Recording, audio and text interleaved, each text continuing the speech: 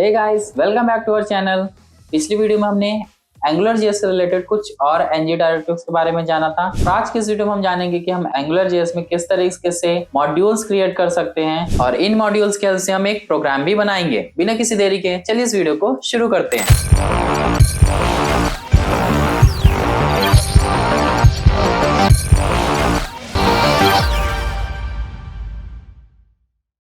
Angular modules बनाने से पहले चलिए हम कुछ और एनजी डायरेक्टिव्स के बारे में जान लेते हैं जो कि हमारे प्रोग्राम को शो, हाइड या फिर किसी भी तरह की वैल्यूज को स्विच करने के काम आने वाला है। तो इसके लिए चलिए अपने नोटपैड प्लस प्लस में आ जाते हैं और यहाँ पे मैंने अपनी एंगुलर जेएस की लिंक पहले से ही पेस्ट करके रखी है। तो यहाँ पे सबसे पहले मैं डिव लगा रहा हूँ जहाँ पे मैं ng-app लिखूंगा जो कि हमारे एप्लीकेशन को वर्क कराने के लिए काम आएगी। एंड देन इसके बाद हम एक नॉर्मल टेक्स्ट लिखेंगे जहाँ पे हम लिखने वाले हैं check the box.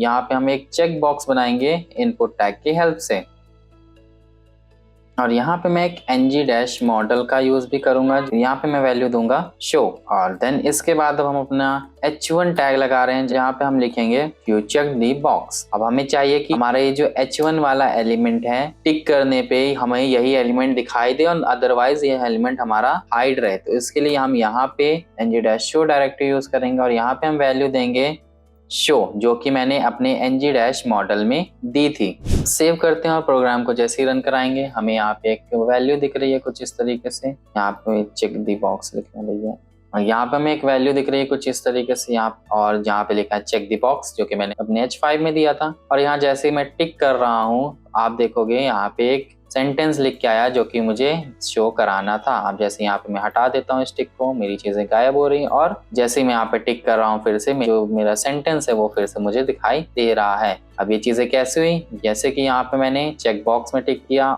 ng- model लगाई यानी कि ng- मॉडल के हेल्प से हमारी जो चेक बॉक्स की वैल्यू है यानी कि जहाँ मैं टिक कर रहा हूँ वो मेरी स्टोर की जा रही है और ng-show में मैंने उसी मॉडल की वैल्यू दी है ताकि जैसे मैं अपने चेक बॉक्स में टिक करूं तो मेरे यहाँ पे वैल्यू शो कर दी जाए जो कि कुछ इस तरीके से हो रही है यहाँ पे। अब आते हैं अपने नेक्स्ट ng डायरेक्टिव में जिसका नाम है ng-switch। तो इसका यूज हम करेंगे कि हमें चाहिए कि हम जैसे अपने अलग अलग रेडियो बटन्स पे क्लिक करें हमारी वैल्यूज बदलती जाएं, हमारी वैल्यूज आपस में स्विच करती जाएं। तो उसके लिए हम चलिए एक फॉर्म क्रिएट कर लेते हैं जहाँ पे मैं कुछ इनपुट बॉक्सेस बनाऊंगा या कह सकते इनपुट टैग के हेल्प से कुछ रेडियो बटन बनाने वाला हूँ। वैल्यू देंगे इनकी जो कि होगी जैसे कि यहाँ पे मैं एनिमल्स के बारे में बताने वाला हूँ तो यहाँ पे मैं लिखूंगा डॉग। यहाँ पे मैं एक ng- मॉडल लगाऊंगा जो कि मेरी इस इनपुट बॉक्स की वैल्यू को स्टोर करेगा जैसे कि रेडियो बटन्स को। तो यहाँ पे मैं लिख देता हूँ स्विच क्योंकि मुझे इन्हीं के कंडीशन के थ्रू स्विच कराना है। और इसके बाद चलिए कुछ रेडियो बटन्स और बना लेते हैं और उनकी वैल्यूज बदल देते हैं जैसे कि यहाँ पे मैं कैट लिख देता हूँ और यहाँ पे मैं लिख देता हूँ माउस।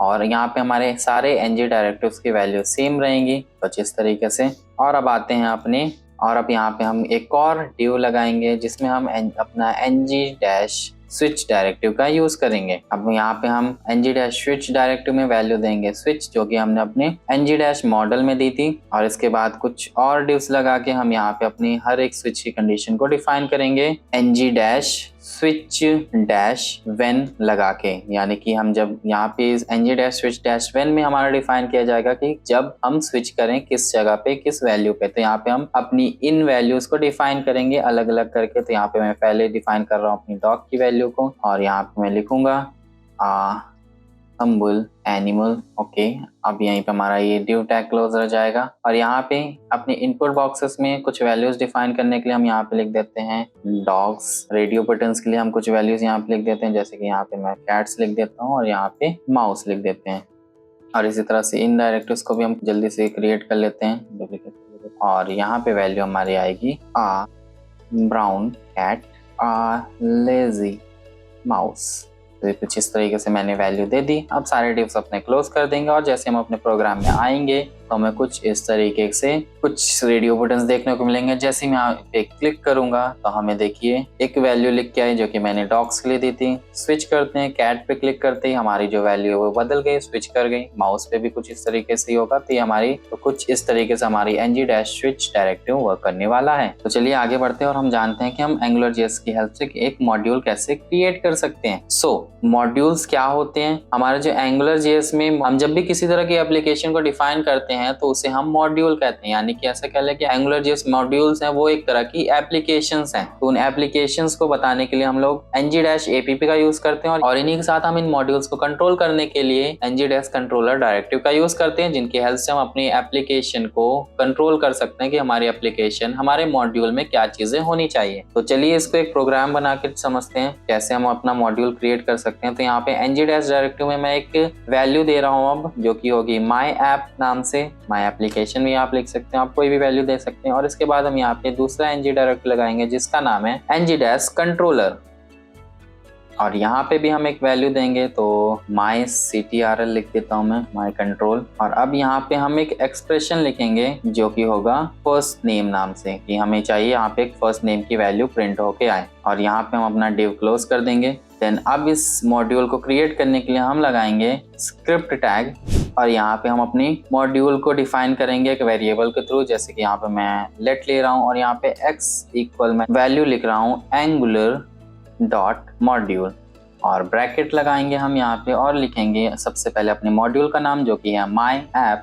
इसको करने के बाद हम अपने कंट्रोलर को डिफाइन करेंगे, जिसके लिए हम लिखेंगे x, यानी कि हम यहाँ पे हम अपने वेरिएबल को डिफाइन कर रहे हैं। फिर डॉट x डॉट कंट्रोलर, और यहाँ पे हम अपने उस कंट्रोलर की वैल्यू को देंगे जो कि हमने ng-app में दी है। यहाँ पे मैं माई ctrl लिख रहा हूँ इन्वर्टेड कॉमा के अंदर, एंड देन कॉमा लगा के हम यहाँ पे एक फंक्शन लगाएंगे जो कि हमारे इस मॉड्यूल को काम करने के लिए तैयार करेगा। यहाँ ब्रैकेट्स में मैं वैल्यू दे रहा हूँ स्कोप, और अब यहीं पे मैं अपने स्कोप को डिफाइन करते हुए एक वैल्यू बताऊंगा जो कि होगी फर्स्ट नेम। और यहाँ पे मुझे जो भी वर्ड लिखना है मैं यहाँ पे लिख दूंगा, जैसे कि जो कि है जॉन। ठीक है, और एक और चीज जो कि हमें अपने ng- मॉड्यूल में करनी है, हम अपनी एप्लीकेशन का नाम देने के बाद कॉमा लगा के कुछ इस तरीके से स्क्वायर ब्रैकेट्स लगाएंगे जो कि आगे आने वाले हमारे प्रोग्राम्स के लिए काम आने वाला है। और इतना करने के बाद हम लास्ट में अपना ब्रैकेट कर देंगे क्लोज।